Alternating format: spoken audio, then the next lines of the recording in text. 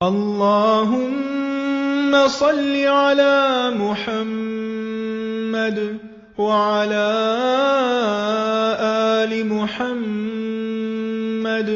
كما صليت على إبراهيم وعلى آل إبراهيم إنك حميد مجيد. اللهم بارك على محمد وعلى آل محمد كما باركت على إبراهيم وعلى آل إبراهيم إنك حميد مجيد.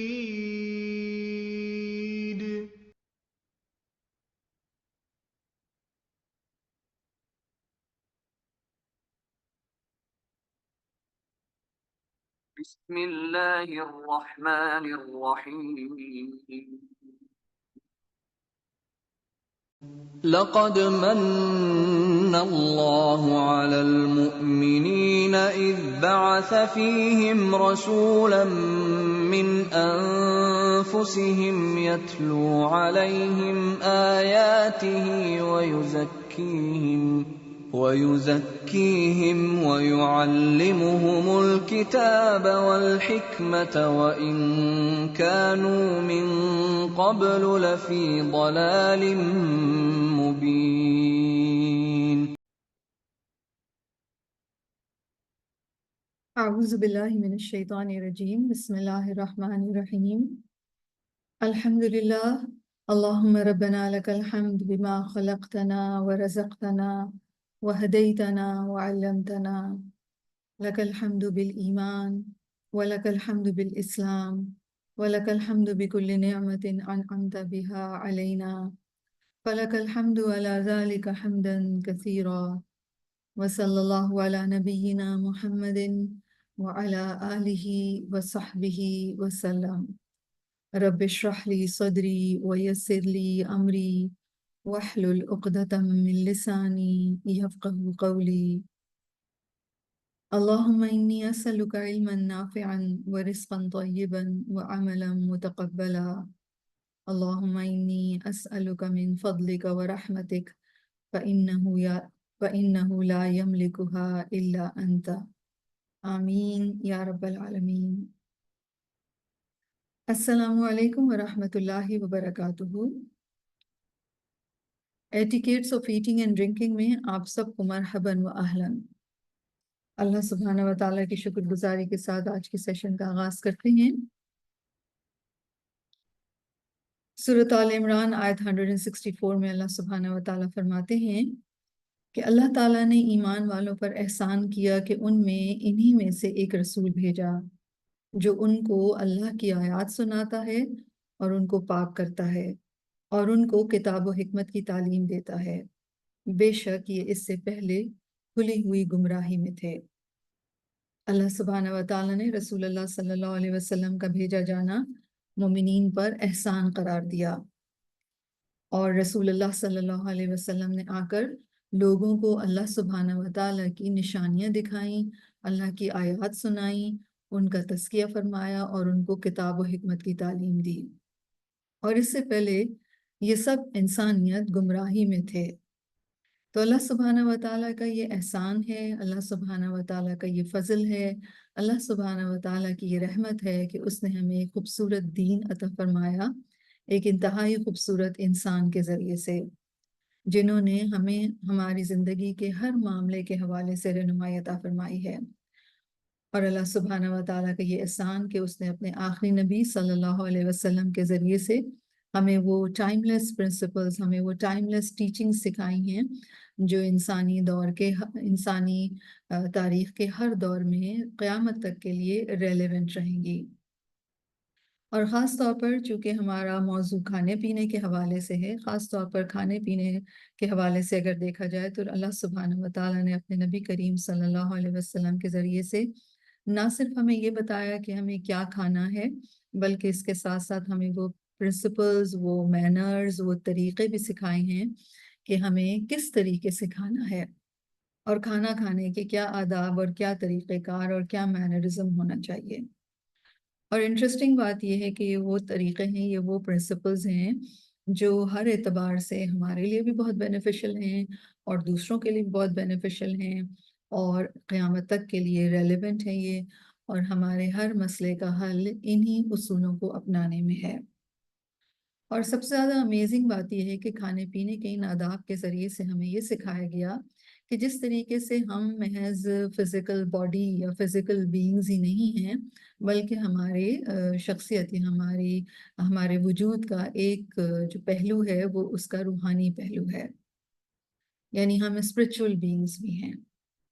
اور کھانا پینا بہت فزیکل چیز ہے، لیکن کھانے پینے کا ایک اسپرچول ایسپیکٹ بھی ہے۔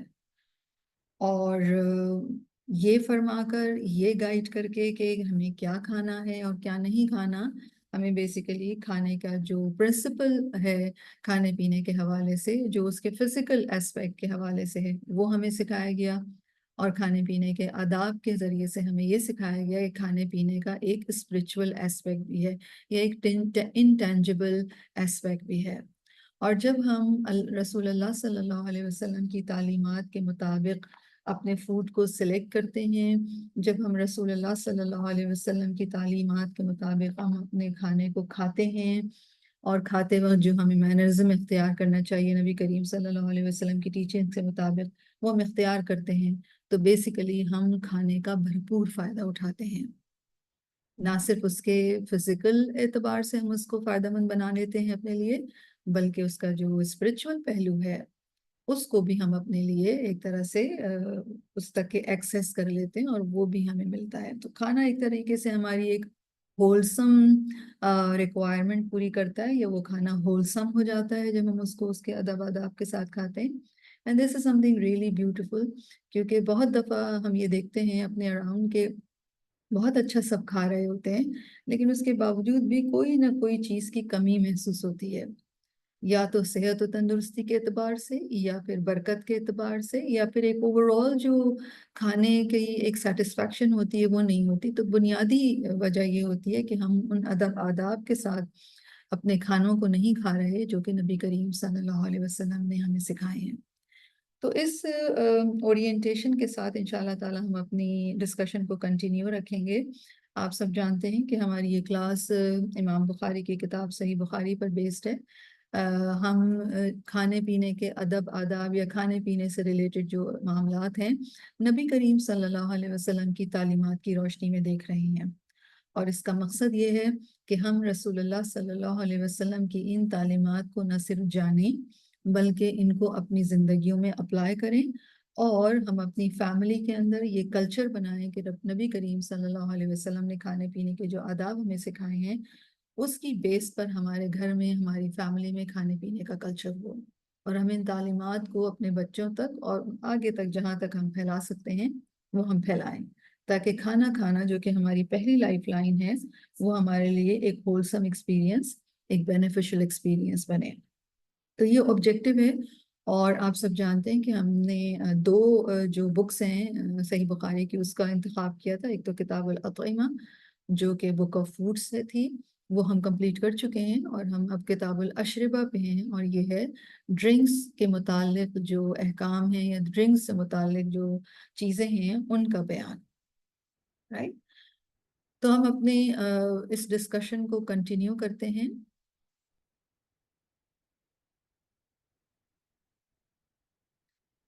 کتاب الاشربہ میں ہم دیکھ رہے تھے کہ جو سب سے پہلی چیز امام بخاری لائے ہیں وہ ان ڈرنکس کے متعلق انہوں نے بات کی ہے جو کہ الاؤڈ نہیں ہیں۔ کیوں؟ کیونکہ وہ بالکل تھوڑے سے ہیں، اور جیسے کہ ہم نے سورۃ المائدہ کی اس آیت میں دیکھا تھا کہ اللہ سبحانہ و تعالیٰ نے واضح طور پر فرمایا تھا کہ بلا شبہ شراب، جوا، بت اور پاسے گندے اور شیطانی کام ہیں۔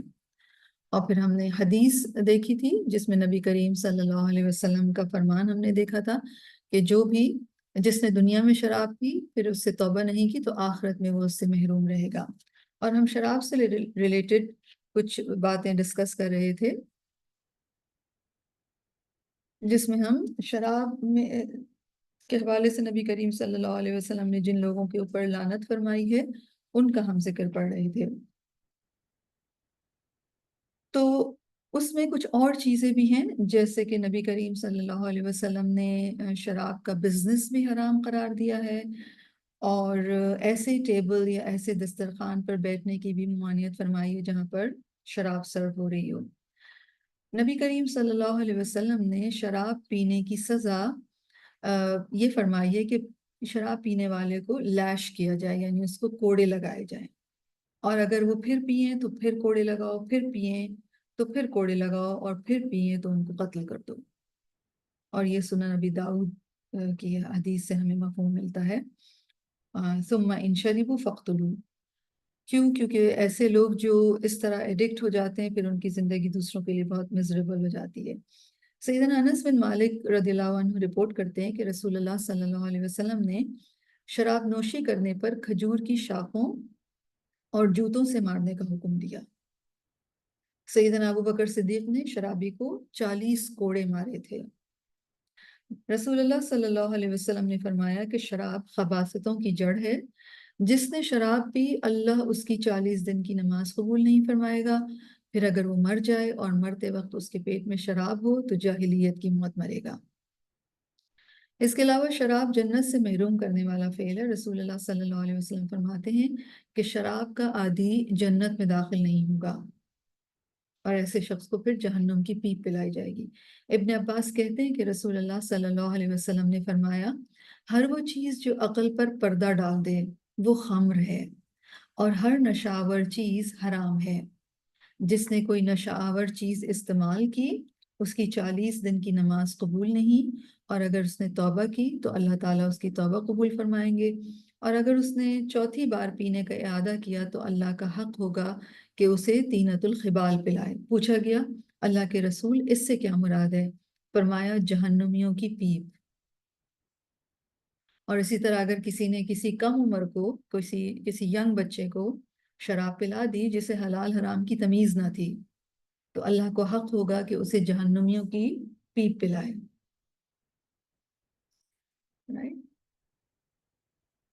تو بہت ضروری ہے، ان تمام احادیث کی روشنی میں ہمیں یہ صاف نظر آ رہا ہے کہ بہت ضروری ہے کہ نہ صرف یہ کہ اس سے بچا جائے بلکہ اس کے بارے میں اویئرنیس بھی کریٹ کی جائے، کیونکہ بہت سے مسلمان گھرانوں میں کانسیپٹ یہ ہے کہ کہاں لکھا ہوا ہے قرآن میں کہ شراب حرام ہے، ٹھیک ہے؟ تو اس بنا پر وہ یہ ڈاؤٹ کریٹ کرنے کی کوشش کرتے ہیں یا یہ بینیفٹ لینے کی کوشش کرتے ہیں کہ غالباً شراب جو ہے وہ حرام نہیں ہے۔ تو اب دیکھیے ساری احادیث جو ہیں وہ ہمیں بیسیکلی اس کی حرمت کے بارے میں ہی بتا رہے ہیں۔ انشاءاللہ تعالیٰ آگے کی احادیث پڑھیں گے تو ہمیں کانسیپٹ اور کلیئر ہو جائے گا۔ اگلی حدیث ہے 5576 جو ہم پڑھنے جا رہے ہیں۔ حدثنا ابو الیمان اخبرنی شعیب عن الزہری اخبرنی سعید بن المسیب انہ سمع ابا ہریرہ رضی اللہ عنہ۔ سعید بن مسیب کہتے ہیں کہ انہوں نے سیدنا ابو ہریرہ رضی اللہ عنہ کو یہ کہتے ہوئے سنا کہ ان رسول اللہ صلی اللہ علیہ وسلم اتی لیلۃ اسری بہ بإیلیاء بقدحین من خمر ولبن۔ سیدنا ابو ہریرہ فرماتے ہیں کہ جس رات رسول اللہ صلی اللہ علیہ وسلم کو معراج کرائی گئی، اسراء کے سفر پر لے جایا گیا، تو پھر ان کو ایلیا کے مقام پر، اور ایلیا کا مقام جو ہے یہ بیت المقدس میں ہے، ایلیا کے مقام پر نبی کریم صلی اللہ علیہ وسلم کے پاس لائے گئے بقدحین 2 بول، اور ان میں کیا کیا تھا؟ من خمرن خمر کے، اور ولبن اور دودھ کے، دودھ اور شراب کے 2 پیالے پیش کیے گئے۔ فنظر الیہما، رسول اللہ صلی اللہ علیہ وسلم نے ان دونوں کو دیکھا۔ ثم اخذ اللبن، پھر رسول اللہ صلی اللہ علیہ وسلم نے دودھ کا پیالہ لے لیا۔ فقال جبریل، تو جبریل نے فرمایا الحمدللہ الذی ہداک للفطرہ، سب تعریفیں اللہ کے لیے ہیں جس نے آپ کو دین فطرت انتخاب کرنے کی ہدایت فرمائی، جس نے آپ کو فطرت کی طرف ہدایت دی۔ وَلَوْ أَخَذْتَ الْخَمْرَ غَوَتْ أُمَّتُكَ، اگر آپ نے شراب کا پیالہ پکڑا ہوتا تو آپ کی امت گمراہ ہو جاتی۔ تابعہ معمر وابن الہادی وعثمان بن عمر والزبیدی عن الزہری، اور یہ بیسیکلی ایک اور چین ہے۔ تو بیسیکلی نبی کریم صلی اللہ علیہ وسلم کے جو واقعہ اسرا ہے، اس حدیث کے اندر اس کا ذکر ہے، اور اس میں ہوا کیا تھا کہ رسول اللہ صلی اللہ علیہ وسلم کو پہلے بیت المقدس لے جایا گیا، وہاں پر لے جا کر ان کی مہمان نوازی کی گئی اور ان کو 2 مختلف ڈرنکس پیش کیے گئے۔ رسول اللہ صلی اللہ علیہ وسلم نے دونوں کو دیکھا اور پھر اس میں سے دودھ چوز کیا۔ یہ بالکل ایسے ہی ہے جیسے ہمارے ہاں کوئی مہمان آتا ہے، یہ یوزولی مہمانوں کو ایک ہی ٹرے میں مختلف قسم کے ڈرنکس سرو کیے جاتے ہیں اور مہمان اپنی پسند سے کوئی ایک چیز چوز کر لیتا ہے۔ تو رسول اللہ صلی اللہ علیہ وسلم نے دودھ کو چوز کیا۔ اب سوال یہ پیدا ہوتا ہے کہ اگر شراب نجس اور حرام ہے، جیسے کہ ابھی ہم پڑھ رہے تھے پچھلی حدیث کے حوالے سے، تو پھر رسول اللہ صلی اللہ علیہ وسلم کو یہ کیوں پیش کی گئی؟ تو اس کا جواب یہ ہے کہ رسول اللہ صلی اللہ علیہ وسلم کو یہ جس موقع پر پیش کی گئی ہے اس وقت یہ حرام نہیں تھی، کیونکہ رسول اللہ صلی اللہ علیہ وسلم کو معراج ان کے مکی دور میں کرائی گئی، یعنی جب رسول اللہ صلی اللہ علیہ وسلم نے ابھی ہجرت نہیں کی تھی، وہ مکہ کا دور تھا، جبکہ شراب کی حرمت کا جو حکم آیا ہے وہ مدینہ میں آیا ہے۔ ٹھیک ہے، اور یہ بھی بات نوٹ کر لیجئے کہ گو کہ مکی دور میں یا مکہ میں شراب حرام نہیں تھی، لیکن رسول اللہ صلی اللہ علیہ وسلم نے کبھی بھی اس کو نہیں پیا۔ ٹھیک ہے، تو رسول اللہ صلی اللہ علیہ وسلم کو 2 ڈرنکس پیش کیے گئے اور انہوں نے ان کو دیکھ کر ان میں سے ایک چوز کیا۔ اس سے کیا پتہ چلتا ہے؟ اس سے یہ معلوم ہوتا ہے کہ اگر ہمیں مختلف قسم کے ڈرنکس یا کھانے ہمارے سامنے رکھیں تو ہمیں وہ چیز چوز کرنی چاہیے جو سوٹ کرتی ہو، جو بینیفیشل ہو، اور اس میں سب سے پہلی شرط تو آف کورس حلال اور طیب ہی ہونا ہے، یعنی پہلی چیز تو حلال ہونا ہے کسی بھی چیز کو چوز کرنے کے لیے، اور دوسری چیز پھر وہ طیب، پھر طیب میں وہ ساری چیزیں آ جاتی ہیں کہ وہ صحت بخش ہو، آپ کے لیے سوٹیبل ہو، وہ ہولسم ہو، رائٹ، وہ آرٹیفیشل چیزیں نہ ہوں اس کے اندر۔ اور ہم یہ دیکھتے ہیں کہ جب رسول اللہ صلی اللہ علیہ وسلم نے دودھ چوز فرمایا تو پھر حضرت جبریل نے اللہ سبحانہ و تعالیٰ کی تعریف کی اور اس بات پر شکر ادا کیا کہ اللہ تعالیٰ نے آپ کو درست راستے کی طرف ہدایت دی ہے۔ اور جبریل جو ہیں وہ رسول اللہ صلی اللہ علیہ وسلم سے بہت محبت کرتے تھے، اور اس سے ہمیں یہ بھی معلوم ہوتا ہے کہ اللہ تعالیٰ کی خاطر جب محبت کی جاتی ہے تو اس کا تقاضا کیا ہے۔ جب آپ اللہ کی خاطر کسی سے محبت کرتے ہیں تو آپ کو سب سے زیادہ اس بات کی حرص ہوتی ہے کہ وہ شخص اللہ کا پسندیدہ بن جائے، وہ اللہ کے رستے پر چلنے والا ہو، وہ صحیح راہ اختیار کرنے والا ہو۔ عام طور پر دیکھا کیا گیا ہے کہ ہم بہت دفعہ یہ دعویٰ تو کرتے ہیں کہ ہم اللہ کی خاطر آپ کے دوست ہیں، کہ ہم اللہ کی خاطر آپ سے محبت کرتے ہیں، لیکن پھر اگر وہی دوست اللہ کی حدود توڑ رہا ہو، کوئی غلطی کر رہا ہو تو ہم اسے منع نہیں کرتے۔ کس ڈر سے؟ کہ یہ ہم سے ناراض ہو جائے گا۔ لیکن جو محبت اللہ کی خاطر ہوتی ہے، جو دوستی، جو تعلق اللہ کی خاطر ہوتا ہے، اس میں دوسرے کو امر بالمعروف اور نہی عن المنکر کرنا ضروری ہے۔ امر بالمعروف اور نہی عن المنکر کا کیا مطلب ہے؟ یعنی دوسرے کو اچھی بات کا حکم دینا اور بری بات سے روکنا، یہ دوسرے کی سچی خیر خواہی ہے، رائٹ؟ اور اگر اس کو ذرا سا لاجیکلی دیکھا جائے تو ہم کیا نہیں چاہیں گے کہ جن لوگوں سے ہم محبت کرتے ہیں، چاہے وہ ہمارے خون کے رشتے ہوں، چاہے وہ ہماری دوستی کے رشتے ہوں، تو ہم یہ چاہیں گے نا کہ وہ آخرت میں ہم سے جدا نہ ہوں، رائٹ؟ لیکن یہ جدائی کی صورت میں ہو سکتی ہے کہ اگر وہ کوئی غلط کام کر رہے ہیں، بے دہانی میں، غلطی سے، لا علمی کی بنا پر، اور ہم انہیں روکے ہی نہ۔ ٹھیک ہے، تو سچی محبت کا تقاضا یا سیلف کمپیشنیٹ ہونا، اپنے ساتھ کمپیشن کا اظہار کرنا اور دوسروں کے ساتھ کمپیشن کا اظہار کرنا، اس میں کیا چیز ہے کہ انسان خود بھی غلط کام نہ کرے اور اگر کوئی کر رہا ہو تو اس کو بھی ضرور روکے، رائٹ؟ اس سے محبتیں ختم نہیں ہوتی بلکہ اللہ تعالیٰ اور زیادہ محبت ڈال دے گا۔ پھر ہم یہ دیکھ رہے ہیں کہ جب نبی کریم صلی اللہ علیہ وسلم نے دودھ یا ایک درست چیز سلیکٹ کی تو حضرت جبریل خوش ہو رہے ہیں، رائٹ؟ تو جس سے آپ کو محبت ہوتی ہے اس کی اچھائی پر آپ خوش ہوتے ہیں. تو کیا فرمایا جبریل نے؟ الحمدللہ الذی ہداک للفطرہ. تو دوست اچھا کرے تو انہیں اپریشیٹ بھی کیا جائے. پھر جبریل نے کامنٹ کیا کہ وَلَوْ أَخَذْتَ الْخَمْرَ غَوَتْ أُمَّتُكَ. اگر آپ نے شراب کا پیالہ پکڑا ہوتا تو آپ کی امت گمراہ ہو جاتی. اس سے ہمیں بہت واضح طور پر یہ بات سمجھ میں آ جاتی ہے کہ شراب کا تعلق گمراہی سے ہے، یا شراب گمراہ کرنے والی چیز ہے.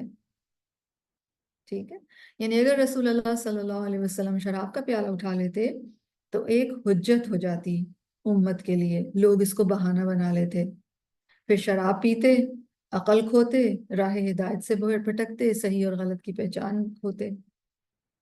ٹھیک ہے. بعض علماء نے یہ بھی کہا ہے کہ رسول اللہ صلی اللہ علیہ وسلم کو جو شراب پیش کی گئی تھی وہ دنیا کی نہیں تھی، بلکہ وہ شراب طہور تھی، اور اس کا حلال حرام سے کوئی تعلق نہیں تھا، کیونکہ دنیاوی اعتبار سے لیکن چونکہ شراب کو حرام ہونا تھا تو ایسی بات جو کوئی غلط فہمی پیدا کر سکتی تھی تو اس سے دور رہنا ضروری ہوتا ہے، تو رسول اللہ صلی اللہ علیہ وسلم نے اس کو پک نہیں کیا.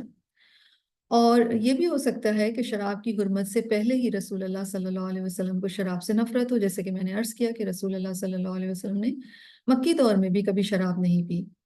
اور ہم یہ دیکھتے ہیں کہ جو لوگ نیک فطرت ہوتے ہیں بعض اوقات ان کو دین کا علم نہیں بھی ہوتا، ڈوز اینڈ ڈونٹس کا پتہ نہیں بھی ہوتا، قرآن و سنت کو اسٹڈی انہوں نے نہیں کیا ہوتا، لیکن وہ فطرتاً نیک ہوتے ہیں اور اپنی نیک فطرت کی بنا پر وہ بالکل درست چیزوں کا انتخاب کرتے ہیں اور وہ ان چیزوں سے دور رہتے ہیں جو کہ حرام ہیں. رائٹ؟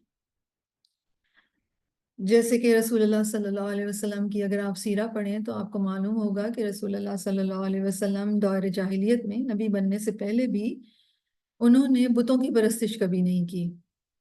مکہ میں حالانکہ بتوں کی عبادت کا ٹرینڈ تھا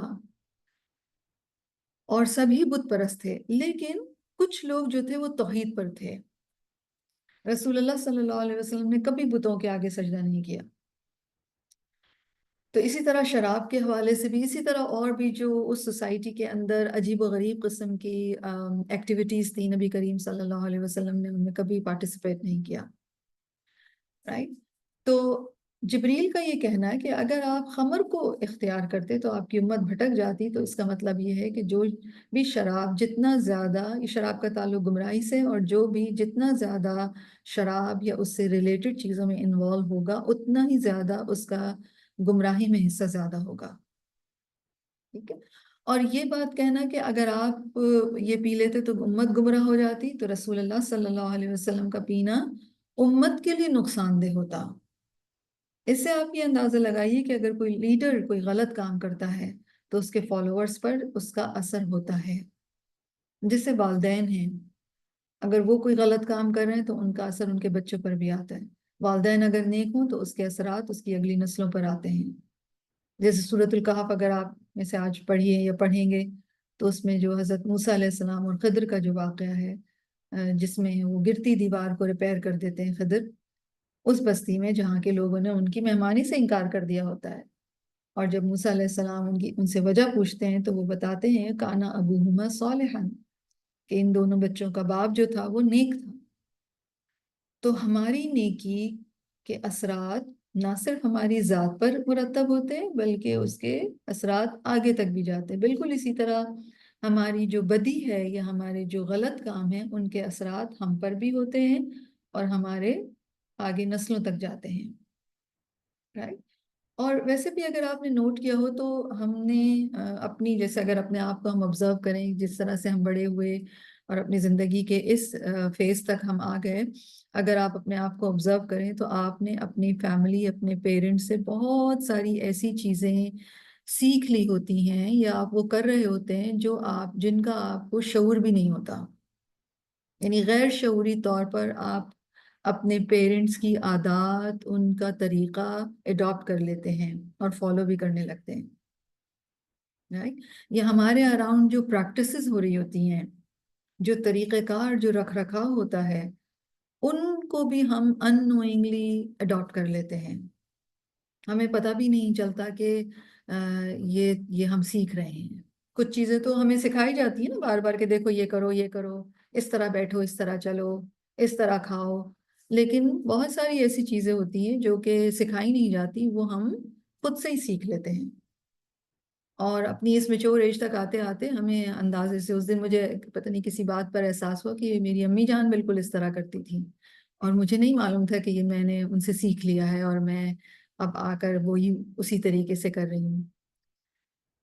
تو رسول اللہ صلی اللہ علیہ وسلم کا ہر عمل جو ہے، یا کوئی بھی لیڈرشپ کے مقام پر جو بھی انسان ہے، یا مربی کے مقام پر جو انسان ہے، جیسے والدین ہیں، ٹیچرز ہیں، اور یہاں پر سب امت، پوری امت کی رسپانسبلٹی رسول اللہ صلی اللہ علیہ وسلم پر، تو ان کی چوائسز کتنی امپورٹنٹ ہیں اس کا ہمیں اندازہ ہوتا ہے، رائٹ۔ اور دوسرے ہم یہ بھی دیکھ رہے ہیں کہ نبی کریم صلی اللہ علیہ وسلم نے دو میں سے ایک چیز چوز کی، ٹھیک ہے؟ تو اس کا مطلب یہ ہے کہ آپ، یہ پاسبل یا یہ بات غلط نہیں ہے کہ اگر آپ کسی ایک چیز کو، کھانے پینے کی کسی ایک چیز کو نہ لیں، رائٹ۔ اور یہ بھی ضروری نہیں ہے کہ آپ اس پہ کامنٹ کریں نا، رسول اللہ صلی اللہ علیہ وسلم نے کوئی کامنٹ نہیں کیا کہ یہ میں کیوں نہیں لے رہا۔ تو جو چیز آپ نہیں پیتے، آپ سمجھتے ہیں کہ آپ کے لیے سوٹیبل نہیں ہے، کیونکہ بہت دفعہ یہ ہوتا ہے نا کہ آپ کو پیپسی یا یہ والے سافٹ ڈرنکس جو کاربونیٹڈ ہیں، یا پھر جوس کے نام پر جو جو ڈرنکس ہمیں ملتے ہیں جس کے اندر جوس 1% بھی شاید نہیں ہوتا، آپ کو ایسی ہی چیزیں سرو کی جا رہی ہوتی ہیں نا، تو اب آپ اور سادہ پانی بھی ہوتا ہے، تو آپ سادہ پانی، اگر بہتر بات یہ کہ آپ سادہ پانی اٹھا لیں، لیکن باقی سب پہ کامنٹ کرنے کی ضرورت نہیں ہے، ٹھیک ہے؟ اور آپ انکار بھی کر سکتے ہیں، اگر ساری ایسی چیزیں موجود ہیں تو آپ کہہ سکتے ہیں، اگر کوئی انسسٹ کر رہا ہے تو آپ یہ بھی کہہ سکتے ہیں کہ نہیں، آپ استعمال نہیں کرتی، جیسے I remember one of my friend, وہ ایروبکس کراتی تھیں اور وہ فٹنس ٹرینر تھیں، تو وہ بالکل بھی یہ جو جوسز کے نام پر جو ہمارے ہاں ڈرنکس ملتے ہیں وہ بالکل بھی نہیں یوز کرتی تھیں، تو انہوں نے بالکل مطلب منع کر دیا کہ وہ یہ یوز نہیں کرتی ہیں، تو دیٹس اوکے، رائٹ۔ آپ کہہ سکتے ہیں کہ آپ یہ نہیں پیتے ہیں، کیوں؟ کیونکہ آپ کو معلوم ہے یہ طیب نہیں ہے، یا طیب بھی ہے لیکن آپ کو سوٹ نہیں کرتا، کیونکہ بہت سارے لوگوں کو الرجیز کا بھی ایشو ہوتا ہے۔ تو رسول اللہ صلی اللہ علیہ وسلم کا ایک بہت امپورٹنٹ اسوہ حسنہ ہمیں یہاں پر معلوم ہو رہا ہے، اور وہ ہے دودھ پینا۔ تو دودھ پینا، آپ میں سے معلوم نہیں کتنے لوگ دودھ پیتے ہیں، لیکن عام طور پر جو ینگ بچے ہوتے ہیں وہ تو دودھ کو بالکل ہی ناپسند کرتے ہیں، لیکن دودھ پینا رسول اللہ صلی اللہ علیہ وسلم کی سنت بھی ہے۔ رسول اللہ صلی اللہ علیہ وسلم نے دودھ کے بعد کی دعا بھی ہمیں سکھائی ہے، اور قرآن مجید میں دودھ کے حوالے سے اللہ تعالیٰ نے بیان بھی فرمایا ہے کہ یہ کیسا ڈرنک ہے۔ تو سنت سمجھ کر دودھ، اگر کوئی ویسے ہی پیتا ہے اپنی ضرورت کے لیے، تو اب آپ سنت سمجھ کر بھی اس دودھ کو پی سکتے ہیں، کیونکہ یہ رسول اللہ صلی اللہ علیہ وسلم کا اسوہ حسنہ ہے۔ اگلی حدیث ہم دیکھتے ہیں،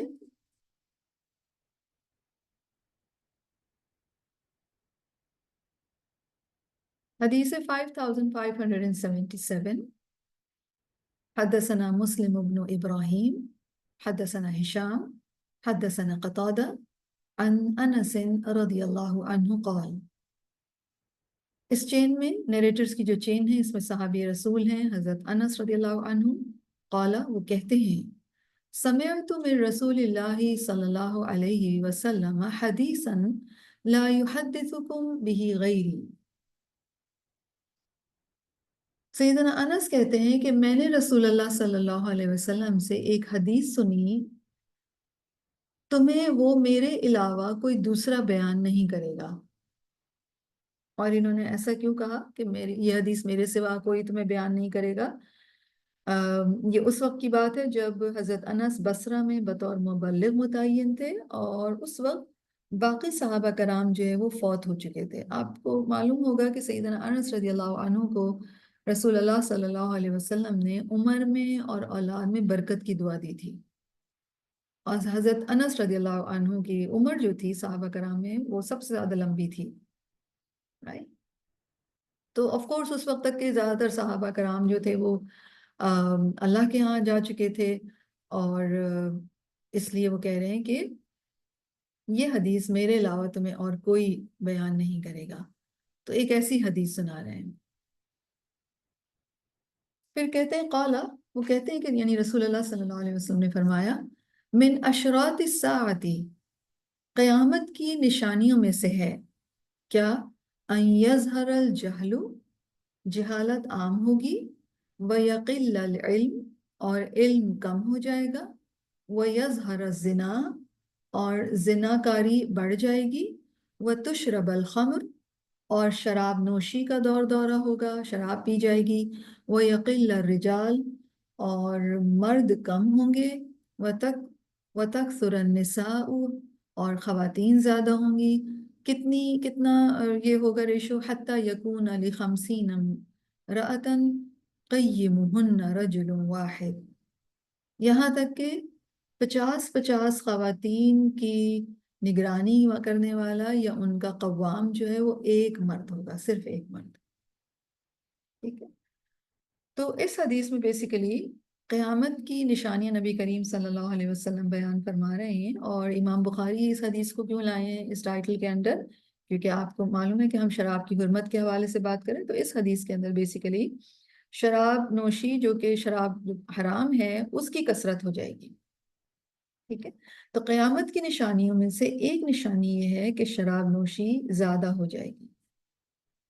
ایک اور حدیث جو کہ الصحیح الجامع الصغیر کی ہے، اس میں بھی ہمیں معلوم ہوتا ہے کہ رسول اللہ صلی اللہ علیہ وسلم نے فرمایا کہ آخری زمانے میں لوگوں کی شکلیں بگڑیں گی، انہیں دھنسایا جائے گا، ان پر پتھر برسائے جائیں گے، جب گانے بجانے کے آلات ظاہر ہو جائیں گے اور گانے والیاں بھی عام ہو جائیں گی اور شراب حلال سمجھی جائے گی.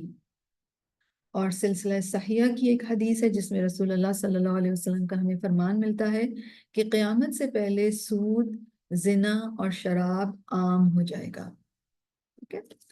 تو یہاں پر اس حدیث میں رسول اللہ صلی اللہ علیہ وسلم قیامت کی کچھ نشانیاں بیان فرما رہے ہیں، جس میں سب سے پہلی نشانی جو ہے وہ یظہر الجہل، جہالت ظاہر ہو جائے گی، یعنی زیادہ سپریڈ ہو جائے گی. اور دونوں طرح کی جہالت جو ہے سپریڈ ہو جائے گی. ایک تو ہوتی ہے عام جہالت اور ایک ہوتی ہے مرکب جہالت. عام جہالت تو یہ ہوتی ہے کہ انسان سمپلی وہ جانتا ہی نہیں ہے. ٹھیک ہے. دوسری جو لیول ہوتا ہے جہالت کو وہ زیادہ کمپلیکسڈ ہے، اور وہ کیا ہے کہ انسان کو اپنی لا علمی کا بھی علم نہ ہونا. ٹھیک ہے. یعنی اسے معلوم تو نہیں ہے لیکن وہ یہ بھی نہیں جانتا کہ اس کو معلوم نہیں ہے. ٹھیک ہے. پہلی والی جو جہالت تھی اس میں ایک انسان کو معلوم نہیں لیکن وہ جانتا ہے کہ اسے معلوم نہیں ہے، ہر کسی کو معلوم ہی نہیں ہے کچھ بھی. لیکن یہاں پر کیا ہے کہ اپنی لا علمی سے لا علم ہوں گے لوگ. جیسے ہم اپنے اراؤنڈ دیکھتے ہیں نا کہ بہت سارے لوگ ایسے موضوعات پر بات کرتے ہیں جن کے بارے میں انہیں کوئی علم نہیں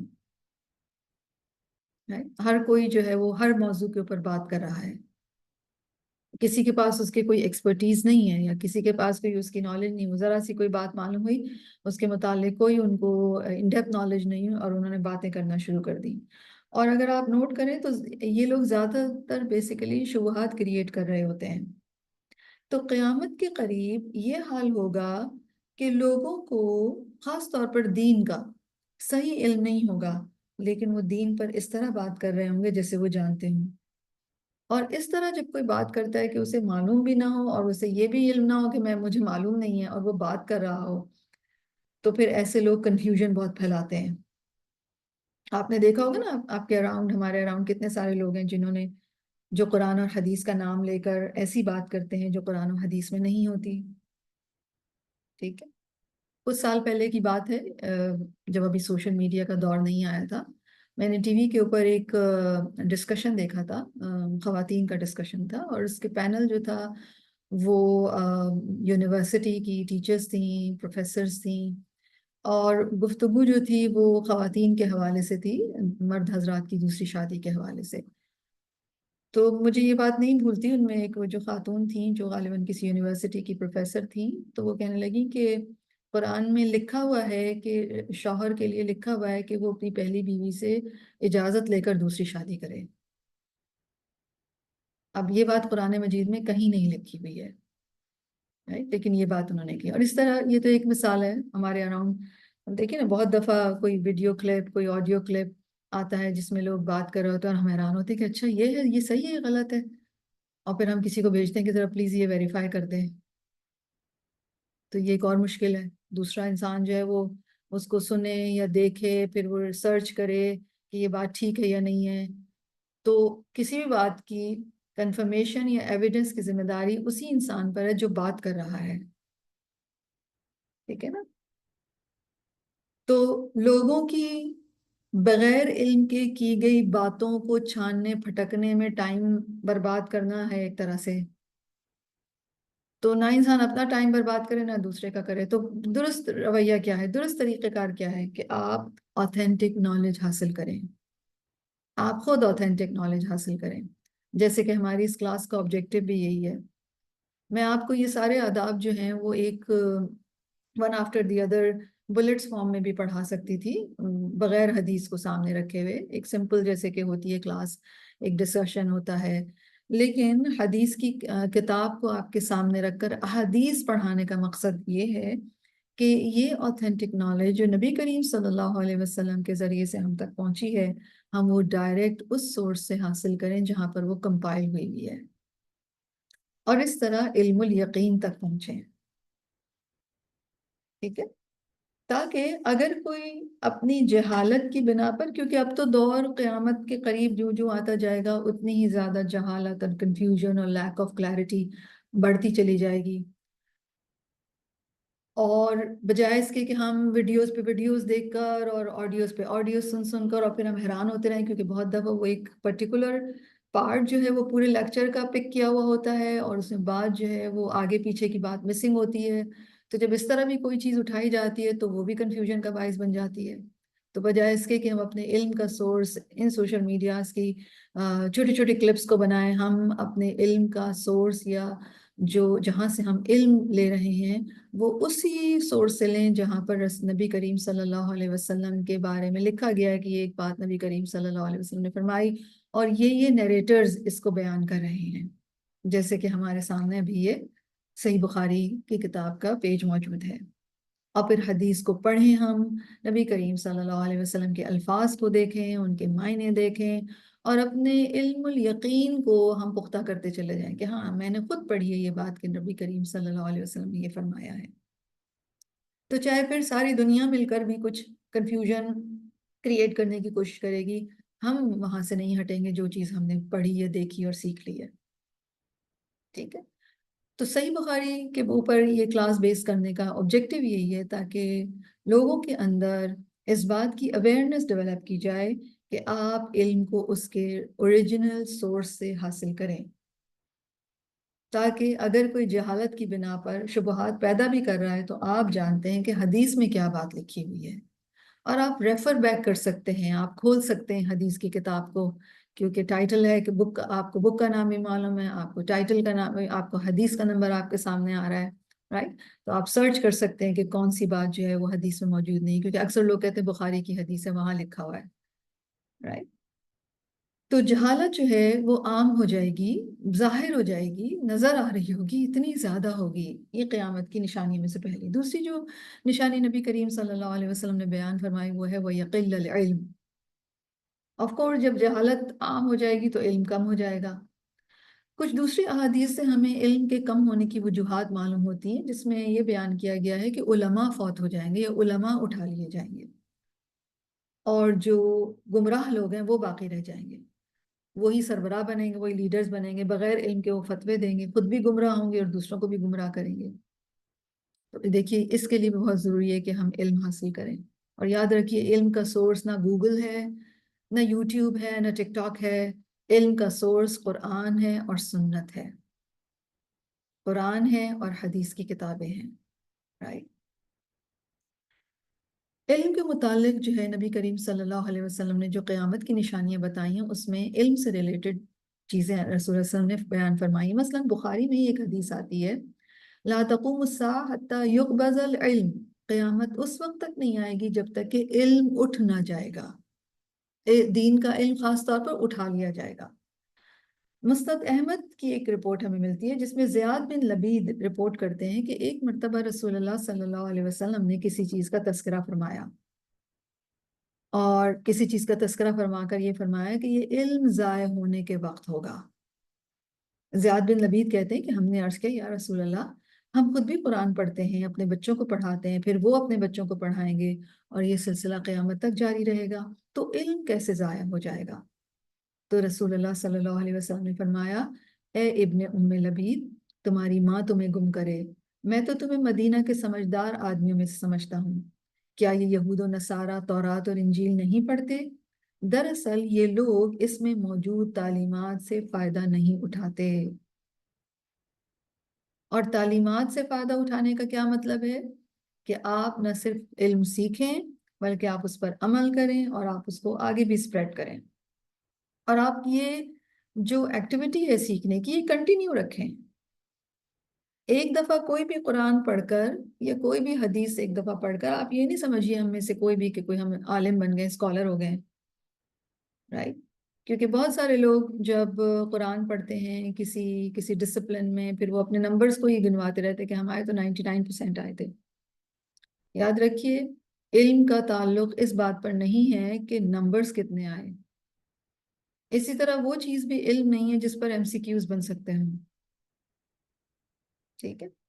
تعلیمات سے فائدہ کیسے اٹھایا جاتا ہے کہ آپ نہ صرف نالج ایکوائر کریں اوریجنل سورسز سے، بلکہ آپ اس کو انٹرنلائز کریں، آپ اس کو پختہ کریں اور آپ اس کے اوپر عمل کریں اور آپ اس کو آگے پہنچائیں۔ تو جب عمل نہیں کرتے ہم صرف یہ سمجھتے ہیں کہ ہاں یہ میں نے پڑھ لیا، وہ بھی میں نے پڑھ لیا، وہ اس کو فارورڈ کر دی، وہ ادھر فارورڈ کر دی، تو جب عمل نہیں ہوگا تو بچے عمل نہیں دیکھ رہے ہیں، پھر ہم بچوں کو بھی نہیں دیکھ سکتے، دوسروں کو بھی نہیں سکھا پاتے، تو علم کا سلسلہ رک جاتا ہے۔ رسول اللہ صلی اللہ علیہ وسلم کا ایک اور فرمان جو ہمیں سلسلہ صحیحہ میں ملتا ہے وہ یہ ہے کہ آج تمہارے زمانے میں علماء زیادہ ہیں اور خطباء کم ہیں۔ خطباء کون ہوتے؟ اسپیکرز۔ تو اس زمانے میں اسکالرز یا علم والے اہل علم زیادہ تھے اور اسپیکرز بہت کم تھے۔ فرماتے ہیں ایسے میں، یعنی رسول اللہ صلی اللہ علیہ وسلم فرما رہے ہیں کہ آج تمہارے زمانے میں علماء زیادہ ہیں اور خطباء کم ہیں، ایسے میں اگر کسی نے اپنے علم کے 10ویں حصے پر بھی عمل نہ کیا تو وہ گمراہ ہو جائے گا، اور بعد میں ایسا زمانہ آئے گا کہ اس میں خطباء زیادہ ہوں گے اور علماء کم ہوں گے۔ اگر اس زمانے میں کسی نے اپنے علم کے 10ویں حصے پر بھی عمل کر لیا تو وہ نجات پا جائے گا۔ یعنی جب اسپیکرز بہت زیادہ ہوں گے لیکن حقیقی عالم کم ہوں گے، تو پھر چونکہ فیسیلیٹیشن کم ہو گئی ہے، تو اب اگر کسی نے اپنے علم کے 10ویں حصے پر بھی عمل کر لیا تو اس کی نجات سیلویشن ہو جائے گی۔ ٹھیک ہے؟ رسول اللہ صلی اللہ علیہ وسلم نے آخری زمانے میں جھوٹی احادیث کی بھی فیبریکیشن کی پیشن گوئی کی تھی۔ رسول اللہ صلی اللہ علیہ وسلم نے فرمایا کہ آخری زمانے میں جھوٹے دجال آئیں گے، وہ تمہارے پاس ایسی احادیث لائیں گے جن کو نہ تم نے اور نہ تمہارے آبا اجداد نے سنا ہوگا۔ تم ایسے لوگوں سے بچے رہنا، کہیں وہ تمہیں گمراہ نہ کر دیں یا اور کہیں وہ تمہیں فتنے میں مبتلا نہ کر دیں۔ اسی طرح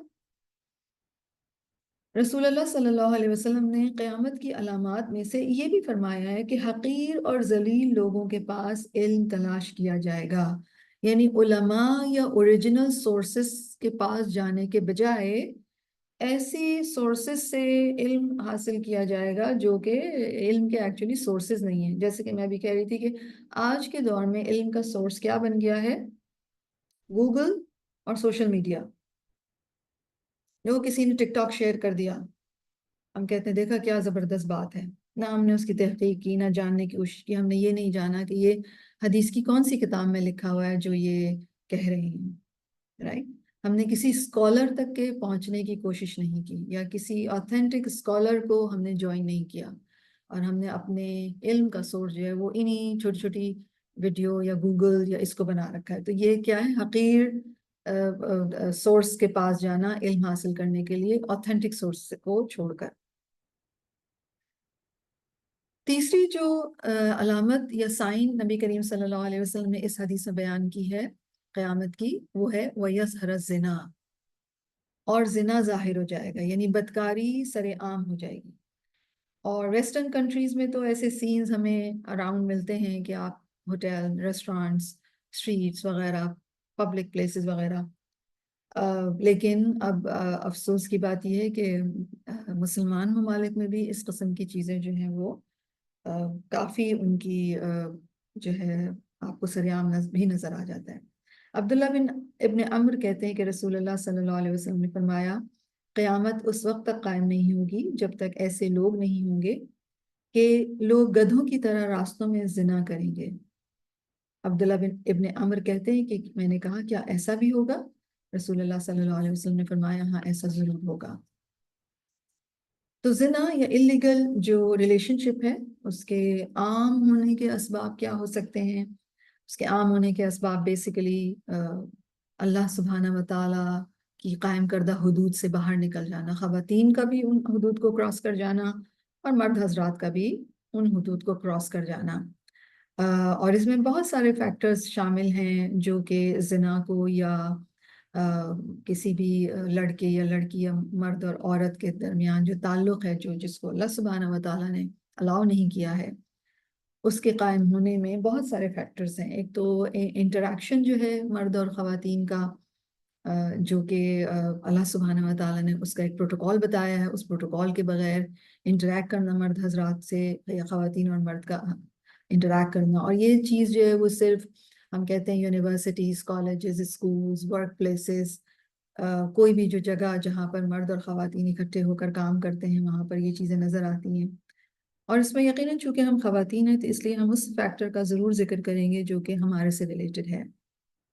اس میں میجر فیکٹر جو ہے وہ خواتین کا بغیر حجاب کے رہنا یا اپنی زینت کو ظاہر کرنا، اور زینت کا یہ اظہار جو ہے وہ ویسے بھی ہوتا ہے، اور اس کے علاوہ جو ڈفرینٹ پلیٹ فارمز ہیں سوشل میڈیا کے وہاں پر اپنی جو تصاویر پوسٹ کر کے بھی ہوتا ہے، رائٹ؟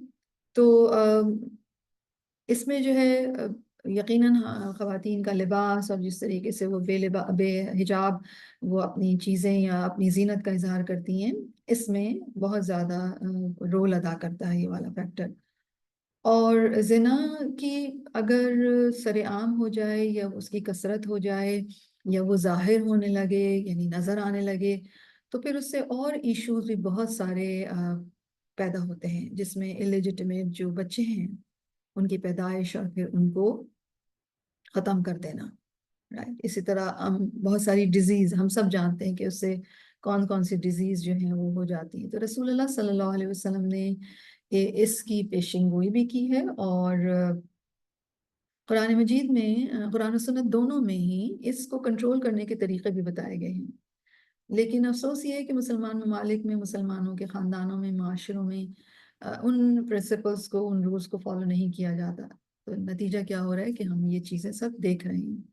آف کورس ہم پوری امت کی تو حالت نہیں بدل سکتے، لیکن ہم اپنے ایز این انڈیویجول ہم اپنی ذات کے حوالے سے یا اپنی فیملی کے حوالے سے، اپنی بیٹیوں اور اپنے بیٹوں کے حوالے سے ہم رسپانسبل ہیں، ہم ان کے حالات تو درست کر سکتے ہیں، رائٹ؟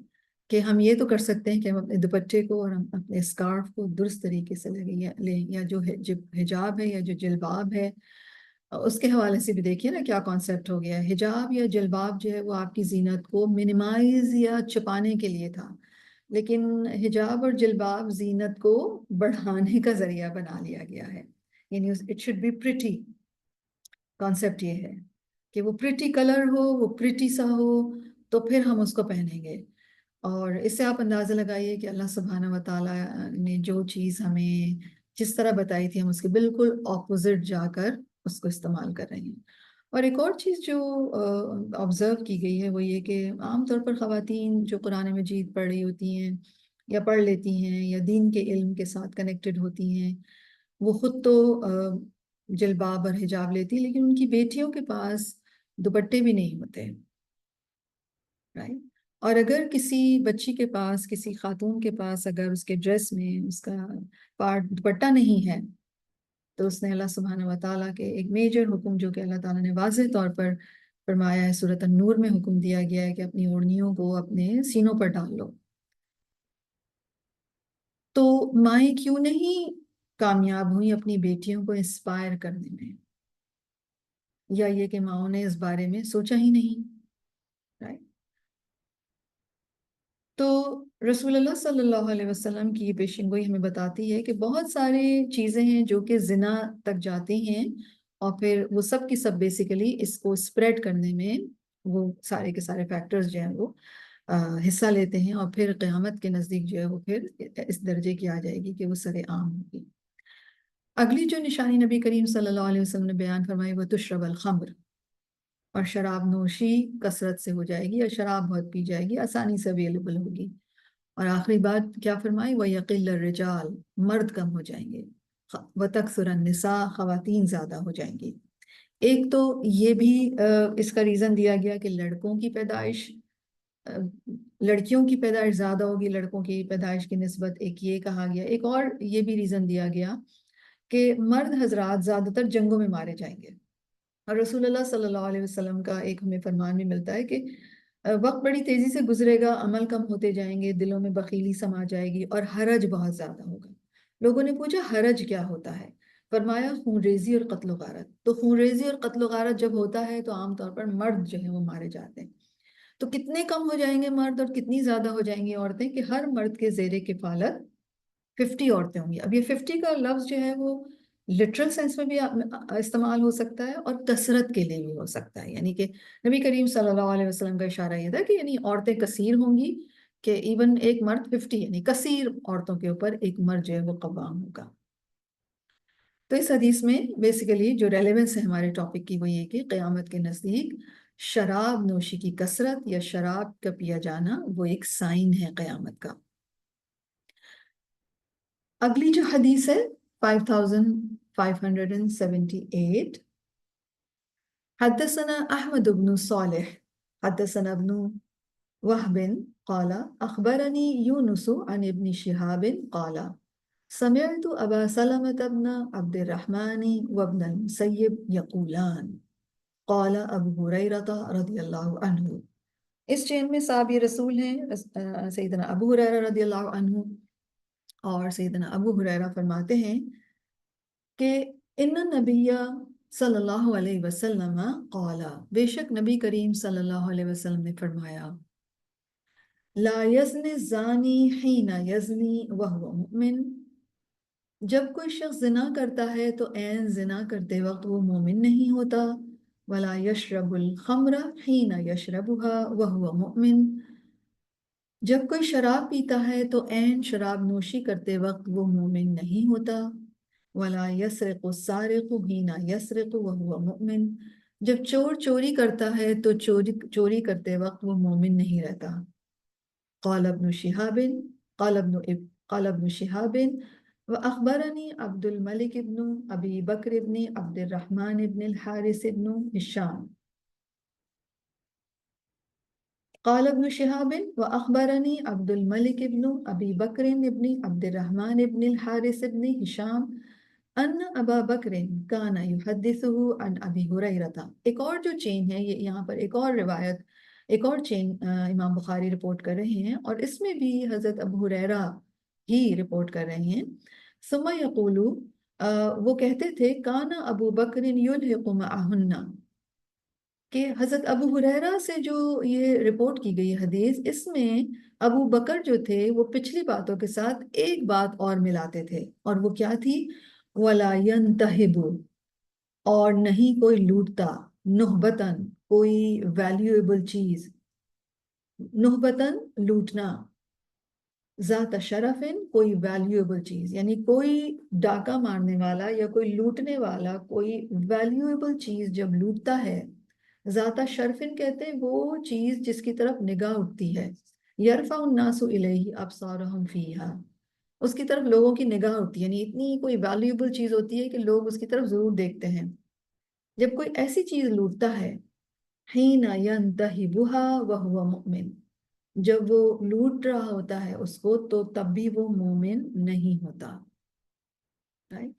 تو اس حدیث میں جو کہ دوسری چین سے ہمیں کچھ اور الفاظ بھی اس حدیث میں مل رہے ہیں، ایمان سے محروم کرنے والے 4 کام بتائے گئے ہیں، یعنی جو شخص یہ 4 کام یا ان میں سے کوئی کام بھی جب کر رہا ہوتا ہے تو اس میں ایمان نہیں رہتا۔ اور چونکہ ہمارا ٹاپک شراب سے ریلیٹڈ ہے تو ہم یہ کہہ سکتے ہیں کہ شراب پینا ایمان سے محروم کر دینے والے کاموں میں ہے، یہ شراب پینا ایمان سے محروم کر دینے والا کام ہے۔ رسول اللہ صلی اللہ علیہ وسلم نے ان 4 کاموں کے کرنے والوں کے ایمان کی نفی کی ہے جس وقت وہ یہ کام کر رہے ہیں، اس وقت وہ ایمان سے خالی ہو جاتے ہیں، یعنی ہینا یشرب ہوا، جب وہ پی رہا ہوتا ہے اس وقت وہ ایمان سے خالی ہوتا ہے، ٹھیک ہے؟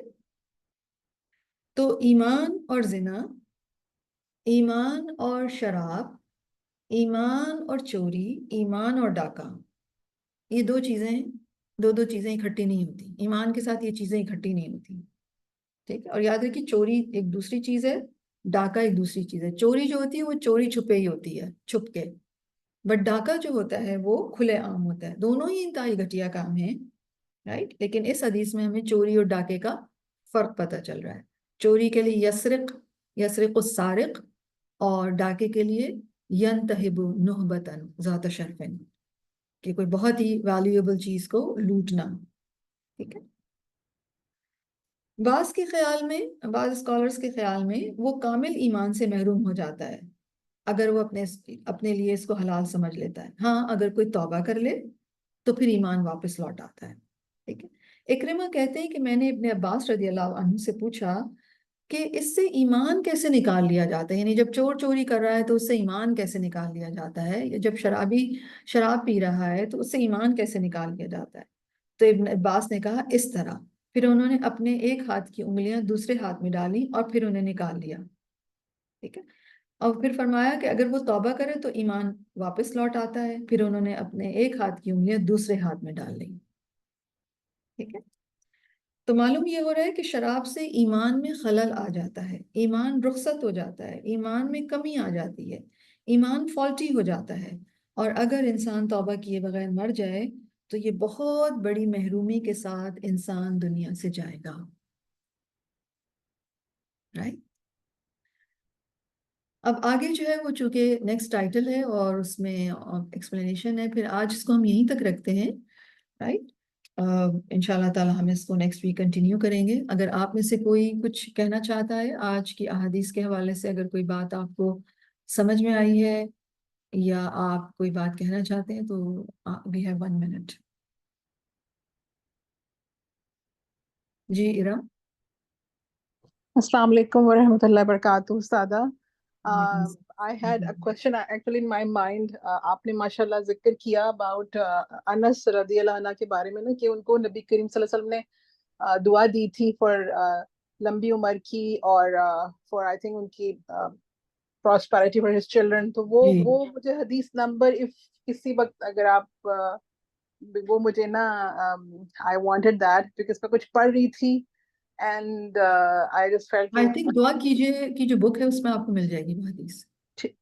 ٹھیک ہے بالکل، جزاک اللہ خیر۔ اینڈ ماشاء اللہ آج کی کلاس I just felt کہ میں بھی بہت زیادہ as a Muslim I feel کہ کتنا زیادہ ضروری ہے طیب چیزوں کو پروموٹ کرنا، ان کو بچوں کو بتانا اور یوز کرنا، تاکہ بچے اور فیملی ہر کوئی جو ہے وہ اس سے مستفید ہو سکے، اور تھنکنگ کہ ہم یہ کس لیے کر رہے ہیں۔ جیسے آپ نے دودھ کی بھی بات کی تھی آج، کہ جبرائیل علیہ السلام was so happy کہ نبی کریم صلی اللہ علیہ وسلم chose to drink milk instead of the wine, though that جو wine تھی جو آپ نے کہا نا کہ وہ تو ظاہر ہے وہ تو probably ظاہر جنت کی ڈرنک تھی، اینڈ اس کا مجھے ذہن میں آ رہا تھا کہ سورہ مطففین کے اندر بھی وہ جو ڈرنک کا ذکر ہے نا، کہ جو جنت کے لوگ ہوں گے وہ ایک بہت خاص وائن پیئیں گے انشاءاللہ، and people should strive for that، ہے نا؟